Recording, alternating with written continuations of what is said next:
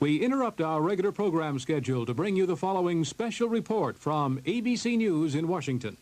Here is Frank Reynolds. There has been a dreadful airplane crash in Washington. An Air Florida 737 just a short while ago, after taking off from National Airport bound for Tampa, struck a bridge, the 14th Street Bridge in Washington. We don't know how many people, what the fatalities are, or very much about survivors, but we do have Ann Compton, who is on the scene and is able to provide this audio report of what she sees. So go ahead, Ann.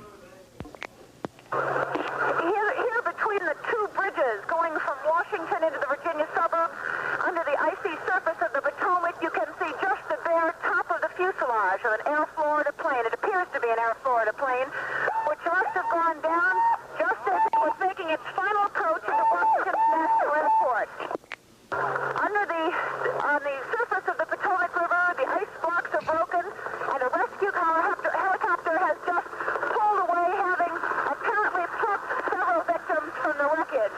Across the ice are scattered colors of yellow, appears to be the color of life jackets, and a few rescuers now working their way through the icy water in a rubber raft, just 3 men to a raft, just a few feet from the banks, the Virginia side of the river. And the most tragic scene at the moment, up on the one span of the bridge, obviously a plane or a portion of it hit the bridge. There are 5 passenger cars. The tops of them have been sheared off. Some of the passengers and drivers still trapped in the wreckage. And a large crane, a red crane, tipped up on one side, hanging precariously over the side of the bridge. Apparently part of the wreckage causing devastation there. Rescue vehicles, it appears to be hundreds of them, hovering on the scene, a very difficult one to reach from the crowded expressways. Commuters from Washington were trying to get home in a heavy snowfall, making it very difficult for these huge rescue vehicles to make their way down the grass and snow-covered to the river. And only 3 rescue men have been able to reach the wreckage as of yet. All right, thank you, Ann. Now, because of communications difficulties we're having, Ann Compton is on the scene there. We're unable to bring you pictures, although we're doing our best to get a microwave relay set up so that we can bring you a report from the scene, a visual report. We understand now that contrary to an earlier information we had, the plane was not bound for Tampa, but National Airport now says that the flight, it was Air Florida Flight 35, and it was headed for White Plains, New York. And that, according to National Airport officials, is the plane that crashed. We're going to have to relay a question now to Ann Compton, and it may take just a moment for her to be able to, it'll have to be relayed through our control room to her. Ann, can you see any survivors in the water? I was unable to get that from your report. Pass that along to her and ask her if she sees anybody still in the water. There are no signs of any live survivors in the water or in any of the wreckage of the cars above, but it would be impossible to tell. It is getting so dark here that rescuers are having trouble seeing themselves.